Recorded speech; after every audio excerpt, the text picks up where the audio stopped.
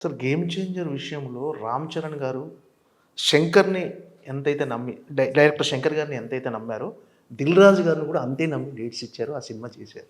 అంటే ఆ సినిమా విషయంలో 'దిల్ రాజు' గారే కొంచెం ఎక్కడో కాంప్రమైజ్ అయ్యారు. 'దిల్ రాజు' గారు అంటే ఆ శంకర్ గారితో జరిగిన ఇక్కడ అంటే ఆ ట్రావెలింగ్‌లో అంటే మీరే కొంచెం మీ వైపు నుంచి కొంచెం ఏమన్నా జరిగిందా అని మీరు ఫీల్ అవుతున్నారా సార్ ఇప్పటికే? అంటే ఏం ఏం జరిగిందని? అంటే ఆ కమ్యూనికేషన్ చేయటంలో గాని, అంటే 'దిల్ రాజు' గారికి సినిమా ఇచ్చారంటే 'రామ్ చరణ్' గారు మిమ్మల్ని నమ్మి ఇచ్చారు. 'శంకర్' గారిని ఎంత నమ్మారో మిమ్మల్ని అంతే నమ్మారు. అంటే మీ విషయంలో అంటే మీరేమన్నా గిల్ట్ ఫీల్ అంటే అవుతున్నారా? ఇక నా నా నాకొక రిగ్రెట్ అయితే ఉంది. రిగ్రెట్ ఏంటంటే అది ఇప్పుడు 'శంకర్' గారు లాంటి ఒక పెద్ద డైరెక్టర్‌తో నేను ఇప్పటివరకు సినిమాలు చేయలే. హ్మ్. నాకు 1 to 1 మాట్లాడుకునే డైరెక్టర్లతో నేను సినిమాలు చేశాను. అవును.